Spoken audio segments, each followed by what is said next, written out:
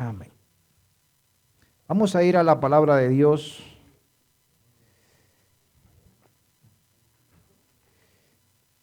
El libro de los Hechos.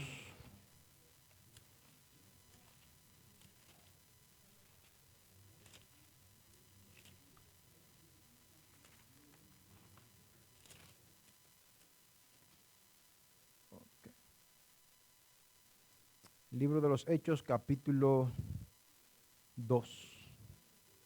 Hechos 2.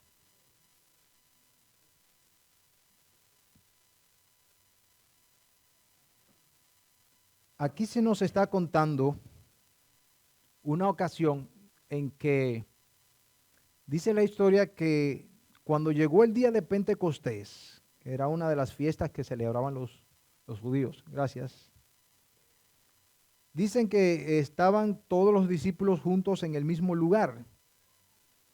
Y de momento vino del cielo como un estruendo, como de un viento impetuoso, y llenó la casa donde estaban, y les aparecieron lenguas como de fuego que se repartieron y se posaron sobre cada uno de ellos, sobre cada uno de los discípulos. Dice que en aquel momento todos fueron llenos del Espíritu Santo.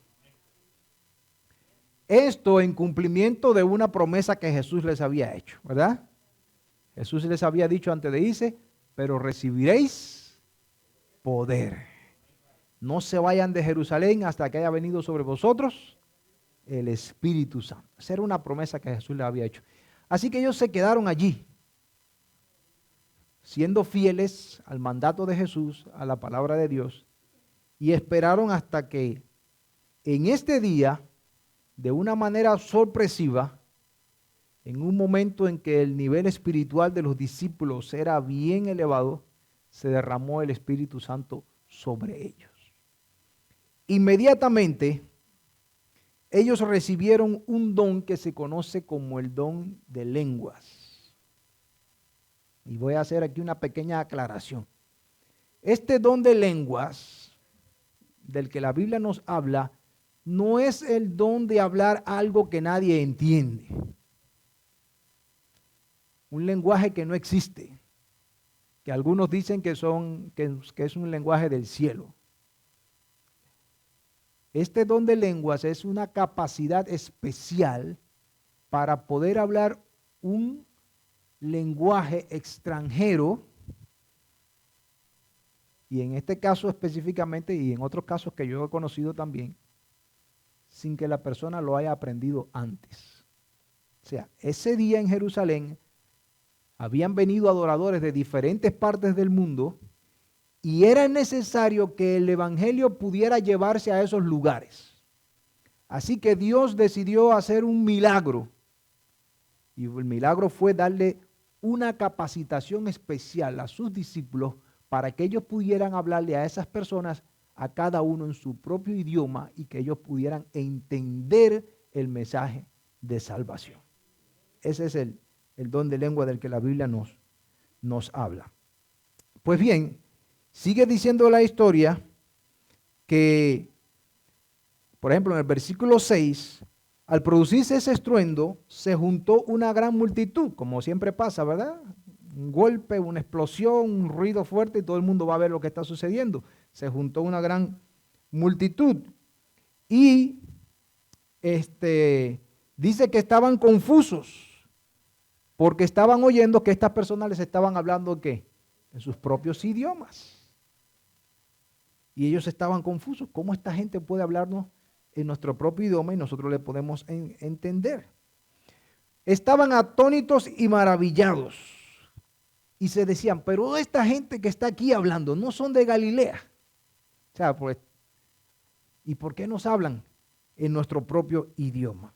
Y dice que allí habían partos, medos, elamitas, habitantes de Mesopotamia, Judea y Capadocia, Ponto, Asia, de Frigia. O sea, un gran número de regiones e idiomas estaban allí representados en este momento. Y habían tanto judíos como prosélitos. O sea, judío es aquel que es descendiente, ¿verdad?, de Abraham, el pueblo de Israel, pero prosélito de los judíos eran aquellas personas que aceptaban las enseñanzas de los judíos y habían venido a Jerusalén a presentar ofrenda en aquella fiesta especial.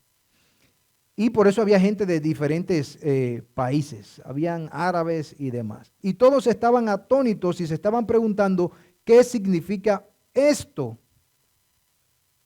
Pero noten, mientras aquel maravilloso milagro que estaba allí ocurriendo, tenía una gran parte de las personas que se habían reunido maravillados, asombrados, reflexionando en qué significa esto. Dice que también habían algunos que burlándose decían que estos lo que están es borrachos. Cuenta una historia que había un sabio que además de ser muy sabio era capaz de hacer milagros. Es una historia que no es real, pero tiene una hermosa enseñanza. Era capaz de hacer milagros. Y una vez un hombre muy rico vino hasta él y le pidió que por favor hiciera un milagro en su presencia. Porque cuando usted oye de que hay alguien que es capaz de hacer milagros, usted quiere que quisiera verlo. Herodes, cuando le presentaron a Jesús delante, ¿qué quería? Que le hiciera un milagro. Porque uno quisiera, oye, yo quisiera ver un milagro. ¿Quién no quisiera verlo? Pero este hombre rico llegó a donde estaba el sabio para pedirle que le hiciera un milagro. Y por mucho que le rogó, el hombre no hacía nada extraordinario. El hombre le dijo, ¿quieres ver un milagro? Mira el sol que está saliendo allá detrás de las montañas. Y el hombre dijo, no, chico, yo te digo un milagro. ¿Quieres ver un milagro? Mira aquella avecita que vuela de árbol en árbol buscando alimento para sus hijos. No, chico, Y así el hombre le fue diciendo diferentes cosas y el hombre rico se fue muy ofendido porque él no quiso hacer un milagro. El sirviente de este hombre sabio estaba un poco confuso también porque decía, pero si para mi maestro es tan fácil hacer un milagro, ¿por qué se niega a hacerle un milagro a este hombre rico? Y saben, dice que cuando el hombre ya estaba por irse, vio que a la orilla del camino había una liebre que estaba muerta y fue y la tomó y se la trajo al hombre. Le dijo, mira, una liebre está muerta, haz el milagro, dale la vida. Pero el hombre no se interesó y siguió su camino, así que el hombre rico se puso muy molesto, se montó en su caballo y se fue. Dice la historia que después que el hombre se había ido, el sabio retornó en sus pasos y fue a donde estaba la liebre, puso la mano sobre ella y la liebre vivió. Es una historia, le dije ahorita, no real, pero estoy buscando la enseñanza. Entonces ahora el siervo de este hombre es el que se hace la pregunta. Bueno, ¿y por qué no quisiste hacer el milagro delante del hombre si tú tenías el poder para hacer el milagro?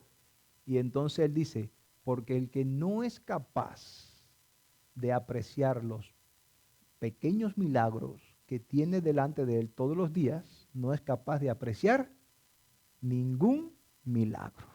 Y saben, hermanos, si nosotros no somos capaces de ver esos milagros que Dios hace cada día en nosotros, puede pasar algo extraordinario que nosotros no nos vamos a dar cuenta. Les va a pasar como a esto que decían, no, eso ahí no está pasando nada extraño, ellos lo que están es ¿qué? Borrachos. Porque uno tiene que aprender a apreciar los pequeños milagros para poder ver un milagro como grande. Uno tiene que aprender a abrir sus ojos. Y esta noche, yo les había prometido ayer que vamos a ver un milagro. Yo no sé al final si tú serás de los que vas a decir, wow, glorioso milagro. O tú vas a decir, oiga, pastor, me engañó, qué milagro. ¿En qué grupo vas a estar? Al final lo sabremos. Pero yo aspiro a que además de ese milagro, esta noche puedan ocurrir aquí otros milagros. Pero saben, para que ocurra un milagro como este, tiene que ocurrir primero algo en nosotros. Si nosotros vamos al libro de Isaías, vamos a ir allí a darnos cuenta de cuál es el milagro del que yo les estoy hablando. Isaías 6 dice que el profeta Isaías, ¿saben? El profeta Isaías era un profeta real, o sea, trabajaba para la corte. Y en ese tiempo había una situación difícil en Israel. La espiritualidad del pueblo estaba tan baja que Isaías se sentía un poco frustrado como profeta. Así que salió a caminar por la ciudad meditando y sin darse cuenta fue dando pasos y pasos y pasos hasta que estaba frente al templo de Jerusalén, frente a lo que sería en aquel momento la casa de Dios. Dice la historia que estando allí Isaías, él tuvo una visión de la gloria de Dios. Una visión donde él pudo ver a Dios en toda su majestad y su esplendor. Pero note que este capítulo 6, versículo 1, empieza diciendo, en el año en que murió el rey Uzías, vi al Señor sentado sobre un trono alto y sublime, y la orla de su manto llenaba el templo. ¿Quién era el rey Uzías? ¿Quién era el rey Uzías? El rey Uzías, era un rey que había logrado mucho para el pueblo de Israel, políticamente hablando, económicamente hablando, y no solamente para el pueblo de Israel, sino para todos los pueblos de la región, porque en ese tiempo había un enemigo muy poderoso, Asiria, que todos alrededor le temían, pero por las fortalezas militares del rey Uzías y por su gran desempeño en su liderazgo como rey, Asiria estaba un poco controlada. Así que muchos de los países de la región tenían sus ojos puestos ¿en quién?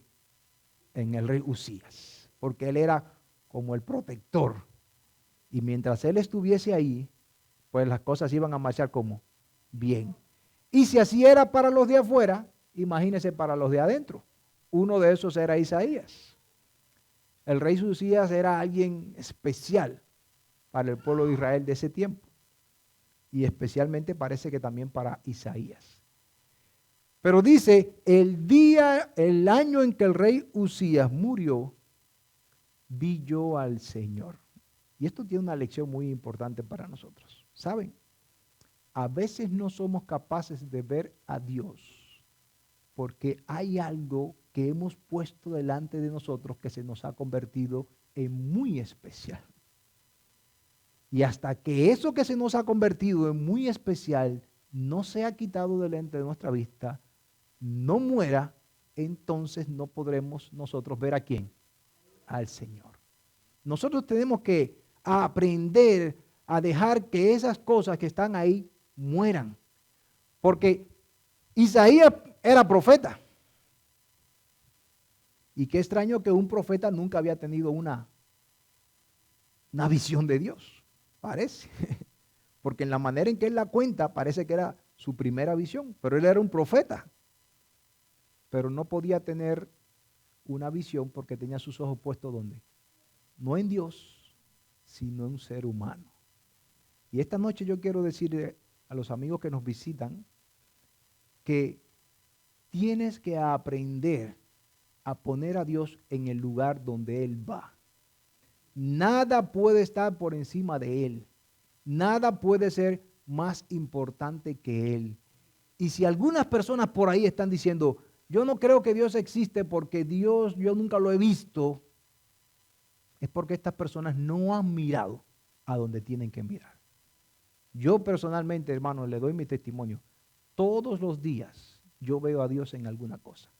Todos los días. De muchas maneras yo veo a Dios en mi vida y en la vida de mi familia. Muchos milagros. Dios hace diariamente conmigo. Así que el día en que murió el rey Usías, vi yo al Señor, dice él. Y entonces nos cuenta la visión. Encima de él había serafines, ángeles, ¿verdad? De esos que usan 6 alas. Con 2 cubrían su rostro, con 2 cubrían sus pies y con 2 volaban. Y uno al otro decían, Santo, Santo, Santo, el Señor Todopoderoso. Toda la tierra está llena de su gloria. Y a la voz del que clamaba, los quiciales de la puerta se estremecieron y la casa se llenó de humo. Entonces exclamé, ay de mí que soy muerto, porque soy hombre ¿qué? Pecado. Hombre de labios impuros y que vivo en un pueblo de labios impuros. Y mis ojos han visto a quién? Al rey. Porque la enseñanza que había era que un pecador no puede ver a Dios, porque el pecador que ve a Dios, ¿qué le pasa? Se muere. Porque no puede vivir el pecado, la santidad. Es como cuando usted pone la luz en la oscuridad. ¿Qué pasa con la oscuridad inmediatamente? Se va. Dios es santo, santo, santo. Y ahora el profeta descubre que Él es ¿qué? Y ahí empieza el milagro del que yo le estoy hablando. Es el milagro de la salvación. Ahí empezó el milagro. Porque hasta ese momento el profeta no se había dado cuenta de ¿qué? De que él era un pecador. Tuvo que mirar y ver la santidad de Dios. Y entonces, después que los ángeles dijeron, Santo, Santo, Santo, fue que él se dio cuenta de que él era ¿qué? Pecador. Y que el pueblo que le rodeaba también era ¿qué? Pecador. Mi pregunta es, ¿hay alguien esta noche aquí que se considera pecador? No, porque yo he ido por ahí a estudiar con algunas personas y me dicen, no, pero yo no peco. No, pastor, pero no, eso es para la iglesia, para la gente que peca, pero yo no peco. Saben, los seres humanos tenemos la tendencia a decir que nosotros no, muchos. No, yo no peco, yo no miento, yo no le hago mal a nadie. ¿No le han dicho así alguna vez? Yo no peco. Otras veces han venido y me han dicho, pastor, yo no sé cómo usted puede tener en la iglesia a esa persona, porque esa persona es pecadora. Usted tiene un pecador en su iglesia. No, hermano, no tengo un pecador. Tengo la iglesia llena de pecadores. Oh, pero esa iglesia está mal. No, está bien. Jesús dijo que son los enfermos los que necesitan ¿de qué? De médico. Hasta que una persona no se reconoce enferma, no hay manera de llevarla al médico. Usted puede ver a alguien enfermo y usted le está insistiendo constantemente, necesitas ir a ver al doctor. ¿Y qué dice la persona? Estoy bien. Yo estoy bien. No hay manera. Es lo mismo que nos pasa con las personas y Cristo.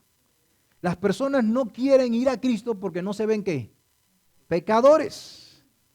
Ellos creen que son buenos. Y lo malo es que el asunto es que ellos a veces lo hacen sinceramente. Porque el problema es que se comparan con las personas que están a su alrededor. Y si vive en un barrio donde casi todo el mundo es delincuente y violento, y él es la persona tranquila del barrio y no se mete en problemas, entonces ¿qué dice? Yo no soy malo. Yo no soy malo. O si en su centro de trabajo hay personas peores que él o que hacen cosas peores. Pero ¿saben qué? A los ojos de Dios todos los pecados son iguales. Es lo mismo que una persona mate a alguien o que diga una mentira. A los ojos de Dios no hay diferencia. Aunque la mentira sea blanca. Sí, porque hay personas que dicen, no, pero es una mentira blanca. Aunque la mentira sea blanca. Hermanos, para no alargar esto más, ¿somos capaces nosotros de reconocernos pecadores? Porque hasta que no nos reconozcamos pecadores, nunca podrá producirse en nosotros el milagro de la salvación. Por ahí empieza todo. Dice Jesús que 2 hombres fueron al templo a orar. Uno oraba diciendo ¿cómo? Señor, te doy gracias porque no soy como los otros hombres, ni siquiera como ese que está ahí al lado. Yo voy a la iglesia, estudio, oro, ayuno, doy diezmo. Era un hombre perfecto. Y saben, algunos comentaristas dicen que cuando él estaba haciendo esa oración, lo estaba haciendo en esta postura y mirando al cielo así. Mientras que el otro hombre dice que era un pecador reconocido, todo el mundo sabía sus faltas. Dice que este hombre puso su cabeza sobre el piso y sin atreverse a levantar la cabeza para no mirar al cielo, solamente dijo: Señor, perdóname que soy un pecador. Sé propicio a mí que soy pecador. Cuando Jesús hace el resumen de la historia, dice: ¿saben cuál de los dos llegó perdonado a su casa? El que tenía aparentemente más pecado. Porque ese se arrepintió de su pecado, pero el otro no. Este reconoció que era pecador, pero el otro ¿qué? No lo reconoció. Y ahora Isaías, que no se había dado cuenta hasta este momento que era un pecador, cuando tiene esa visión de Dios, entonces Isaías dice: pobre de mí que soy ¿qué? Pecador. ¿Y saben qué significa ser pecador? Estar condenado a muerte. Pero no la muerte que mueren las personas normal, después que llegan a cierta edad o algo pasa. La muerte eterna, ¿verdad? Esa muerte que no tenemos mucho tiempo para explicarla ahora, pero la Biblia nos dice que los seres humanos tienen la posibilidad de dos muertes. La muerte natural, de la que muere todo el mundo, pero después que Jesús venga y seamos resucitados, dice que algunos van a ir a muerte eterna. Destrucción total. Es lo que significa en otras palabras. No oportunidad de pasar la eternidad con Cristo. No oportunidad de ir con los santos a gozarse al reino de los cielos. No la oportunidad de vivir en un mundo donde ya no habrá más llanto, ni clamor, ni dolor. Donde usted podrá reunirse con todos sus familiares creyentes, aunque hayan muerto ahora, aunque ahora mismo estén muertos. Oportunidad de reunirse toda la familia de Dios, de los tiempos antiguos, de nuestros tiempos y la que se encuentra en el cielo ahora. O sea, los ángeles y los seres creados por Dios. No estoy diciendo que nadie se murió y se fue al cielo, no es eso. En el cielo solamente está Moisés y Elías, porque el Señor en manera especial resucitó a Moisés y se lo llevó, y a Enoc también se lo llevó Dios un día, gracias, y a Elías también se lo llevó. Pero los otros muertos están descansando en sus tumbas hasta que Jesús venga y los resucite. Unos para ir a vida eterna y otros para ir a muerte eterna. ¿Ok?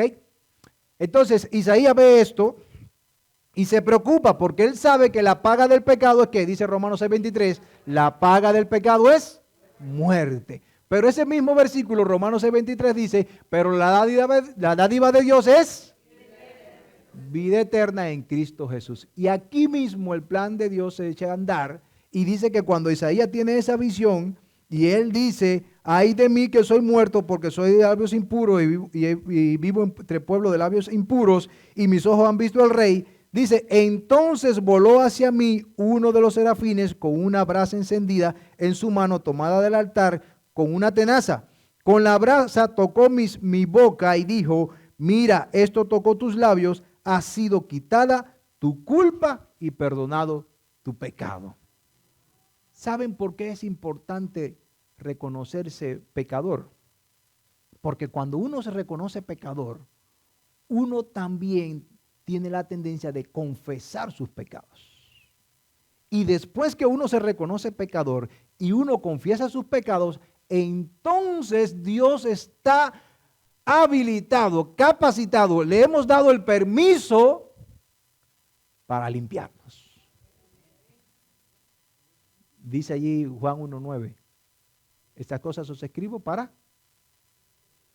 pero si alguno tiene pecado, abogado tenemos con el Padre, a Jesucristo el justo, el cual es fiel en perdonarnos y limpiarnos de toda maldad. Maravilloso. Somos pecadores, estamos condenados a muerte, pero hay una posibilidad de salir de esa condena. Y esa condena es a través de ¿quién? De Cristo Jesús. Decíamos ayer, Cristo vino a este mundo, Cristo sufrió, murió y resucitó. Y ahora está en el cielo intercediendo con nosotros para que esa condenación que estaba sobre nosotros, ¿ahora qué?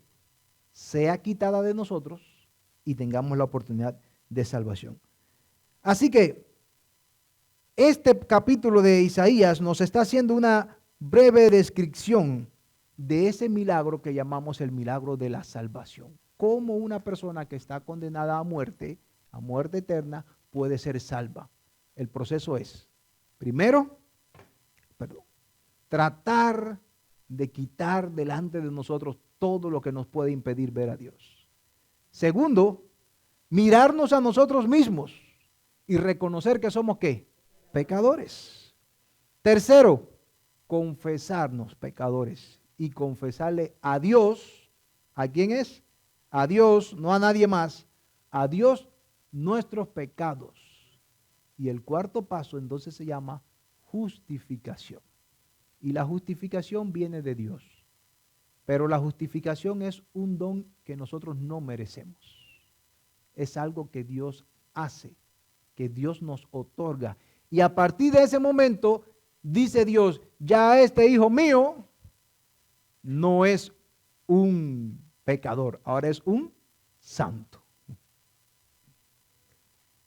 Y no es que realmente lo sea. El asunto es que Dios ahora lo considera un santo porque sus pecados son puestos sobre ¿quién? Sobre Cristo. Y los méritos de Cristo son puestos sobre ¿quién? Sobre el pecador. Y ahora el pecador aparece santo delante de Dios. ¿Es o no es un milagro eso, hermano? Mire, hermano, la tendencia natural de nosotros es hacia lo malo. El hecho de que esta noche hayan personas aquí que hayan escogido, en vez de irse a un bar a beber cerveza, o en vez de andar en algún lugar haciendo alguna maldad, hayan escogido venir a este lugar para estar aquí escuchando la palabra de Dios, eso es un milagro maravilloso. Porque humanamente nosotros no estamos capacitados para tomar esa decisión. Me voy a ir a la iglesia a escuchar la palabra de Dios. Eso no lo podemos hacer humanamente. Eso solamente lo podemos hacer a través de la presencia del Espíritu Santo. Ahora mi pregunta es, ¿tendremos la oportunidad de ver ese milagro esta noche en alguien? Hay muchos aquí que ya han vivido ese milagro. A ver, levante la mano los que han vivido ese milagro ya, que sabemos por lo menos que son miembros de iglesia, que están bautizados, se han convertido al Señor. Ahora, yo quisiera ver si hay aquí alguien que todavía no le ha entregado su vida a Cristo. No tenga pena, es solamente, no le ha entregado su vida a Cristo. No se ha acercado a Dios de una manera, no ha estudiado la Biblia, no se ha bautizado en una iglesia. ¿Hay alguien aquí esta noche? Hay una persona. ¿Hay alguien más? Hermanos, no quiero preguntar. ¿Hay alguien aquí que se reconozca pecador? No es lo que quiero preguntar. Lo que quiero es saber. Porque esta noche yo te quisiera invitar a darle a Dios la oportunidad de hacer ese milagro en ti. El milagro de la conversión y la salvación. El milagro de que tú ibas caminando en un camino que es de destrucción y de pronto cambias tu rumbo y vas a un camino que es de vida y vida eterna. Antes tú vas en un camino que es de maldad, de una cosa mala sobre la otra, pero ahora tomas un camino que es un camino de crecimiento y crecimiento y crecimiento espiritual. Mi querida hermana, ¿quisiera usted darle hoy a Dios la oportunidad de hacer ese milagro en su vida? ¿Sí o no? No quiero presionarla, pero si usted quiere hacerlo, se podría poner de pie, decirle, Señor, yo quiero entregarte hoy mi vida y quisiera que tú hagas en mí el milagro de la conversión. ¿Quiere hacerlo? No se deje impresionar por mí, déjese impresionar por el Espíritu Santo. Porque esa historia que yo le estaba contando al principio, ¿saben? Dice que se levantó uno de los discípulos, así como yo estoy ahora aquí predicando a la multitud. Y dice que cuando él estaba predicando y les contó lo que Cristo hizo y cómo Cristo vino a este mundo y padeció y sufrió y cómo Cristo murió en una cruz para que el ser humano tuviera la oportunidad de ser salvo, dice la historia que estábamos leyendo al principio que estas personas se compungieron de corazón. O sea, estas personas sintieron en su corazón como algo, como un dolor, como una cosa que le decía, wow, todo lo que Cristo ha hecho por mí. Y dice que hicieron una pregunta, ¿qué debemos hacer? Y el predicador les contestó, arrepiéntase y bautícese cada uno en el nombre de Jesús. ¿Y sabe qué? Dice que en aquella misma hora 3,000 personas se bautizaron para la gloria de Dios. 3,000 personas que se entregaron a Jesús. ¿Habrá aquí esta noche 3 personas que se quieran entregar a Jesús? Yo voy a invitarles a que escuchen el himno que va a cantar aquí el hermano Sergio. Y mientras él canta, yo sé que los hermanos de la iglesia ya se entregaron a Jesús y quisieran entregarse a Jesús todos los días, y eso debemos hacerlo, entregarnos a Jesús todos los días. Pero yo quisiera hoy darle una oportunidad especial a los hermanos no bautizados, para si hay alguno que se quisiera entregar a Jesús. Yo quisiera que mientras usted escuche esta canción, si usted quiere tomar la decisión de entregarse a Jesús, de decirle, Señor, obra en mí, transforma mi vida, cámbiame. Mientras se escucha este himno, yo que le invito a que usted se ponga de pie ahí en el lugar donde usted está.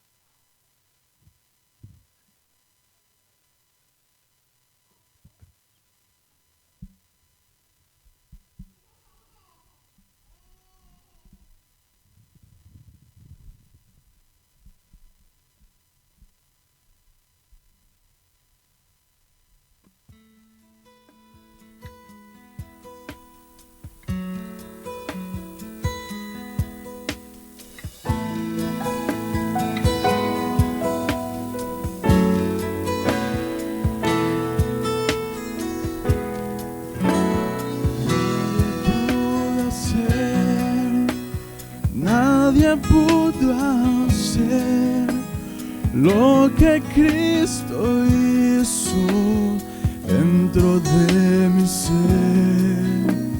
Me llenó de paz y felicidad. Nadie pudo hacer lo que ha hecho Él. Es posible que algo pueda quitarte el temor, pero no, pues siempre durará. Pronto volverá con más intensidad. Lo que gozo fue, ahora es dolor. Nadie pudo hacer, nadie pudo hacer lo que Cristo hizo dentro de mi ser. Me llenó de paz y felicidad. Nadie pudo hacer lo que ha hecho Él. Es posible que un amigo no te falle hoy, pero no lo puedes afirmar. Él no lo hará, que siempre estará a tu lado como está Jesús. Nadie pudo hacer, nadie pudo hacer lo que hizo dentro de mi ser, me llenó de paz y felicidad. Nadie pudo hacer lo que ha hecho Él. Nadie pudo hacer, nadie pudo hacer lo que Cristo hizo dentro de mi ser. Me llenó de paz y felicidad. Nadie pudo hacer lo que ha hecho Él.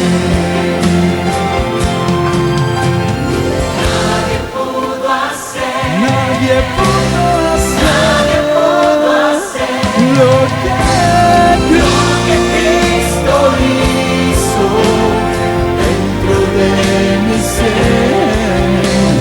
Me llenó de paz y felicidad. Nadie pudo hacer lo que ha hecho Él. Nadie pudo hacer lo que ha hecho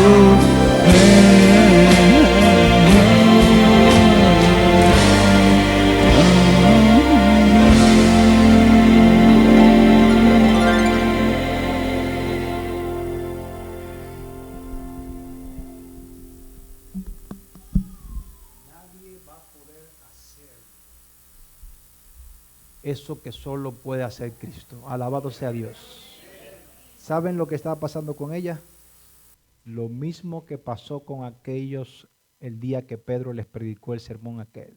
Eso se llama el Espíritu Santo obrando en su corazón. Ese es el milagro que queríamos ver esta noche. ¿Podrá Dios hacer otro milagro todavía en algún otro corazón?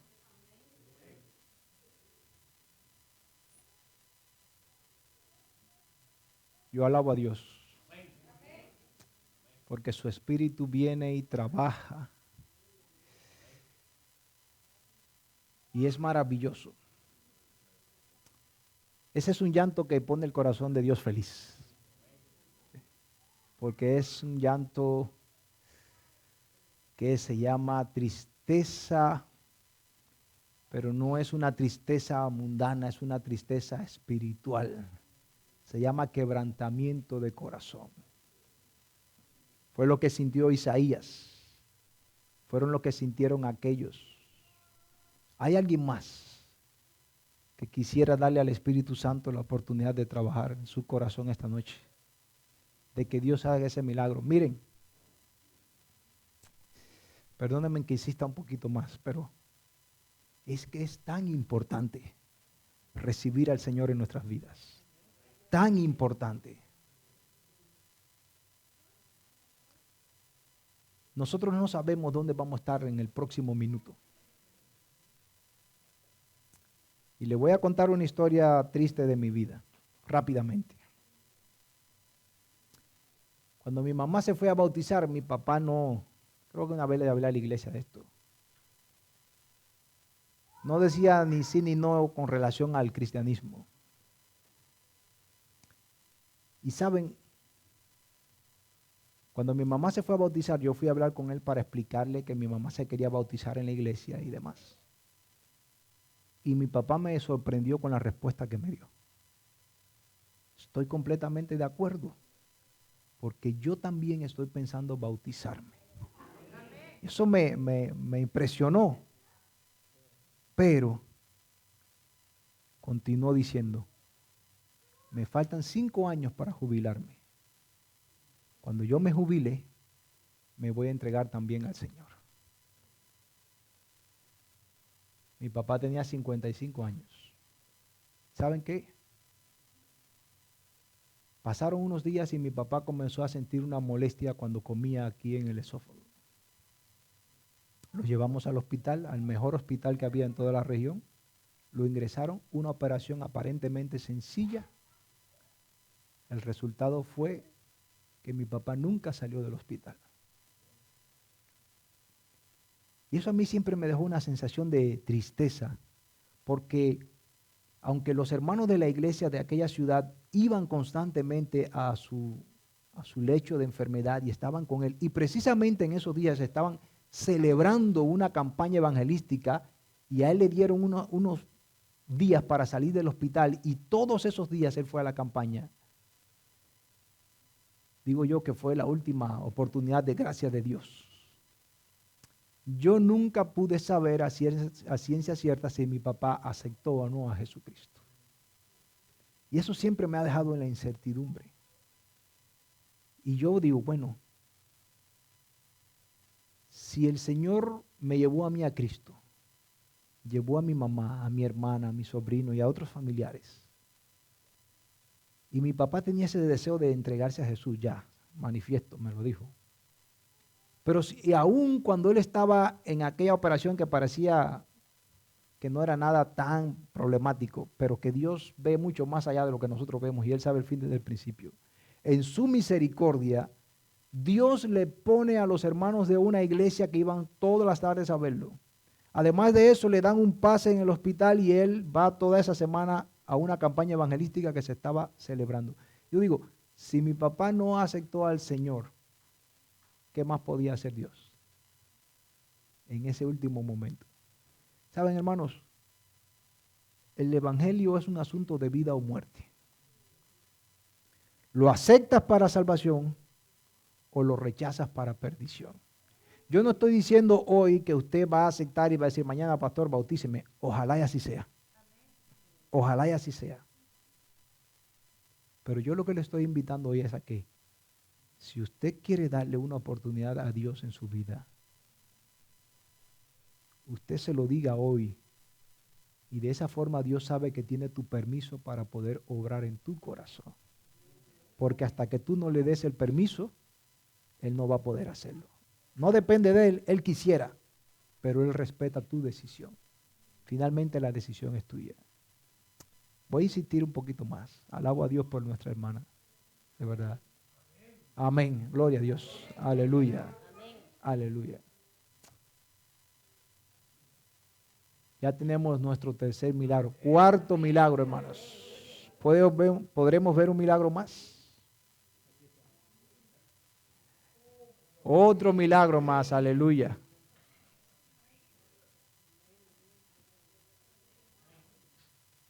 Dios quiere hacer milagros.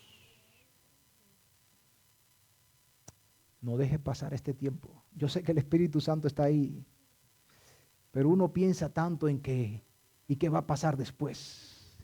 Y si me paro y si acepto, pero no te preocupes por eso. Dios lo tiene todo bajo control.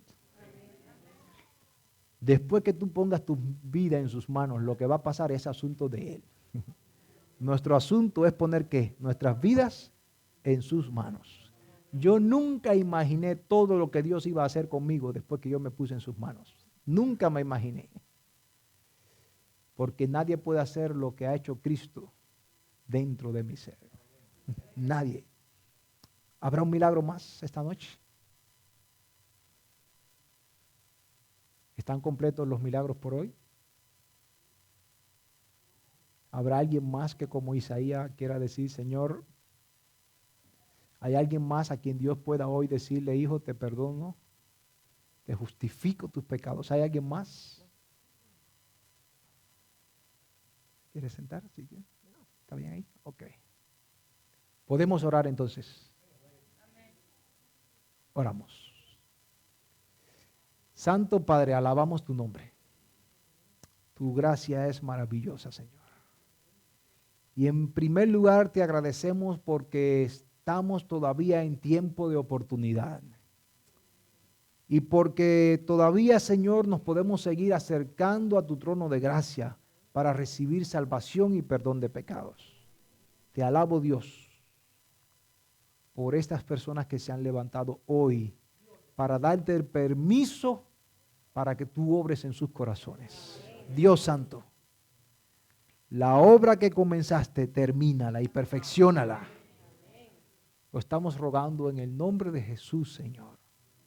Te estamos pidiendo que el milagro que ha comenzado hoy, ese milagro de conversión, se pueda convertir en un milagro de santificación, en un milagro de entrega total, en un milagro de preparación, en un milagro de consagración, en un milagro de testimonio público de que Jesús ahora reina en sus corazones.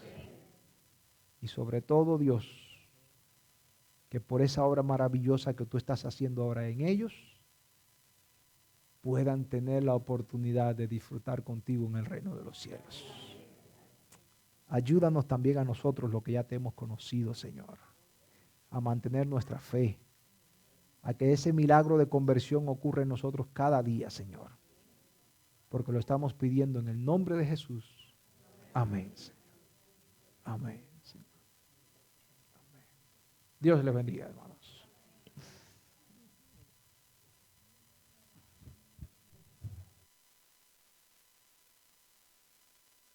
Pero hubieron 4 milagros y para mí es un gozo poder preguntarle a nuestra hermana Luisa. Ayer le preguntaba, hermana, ¿quiere permanecer o pertenecer a nuestra iglesia? Y ella me decía que sí.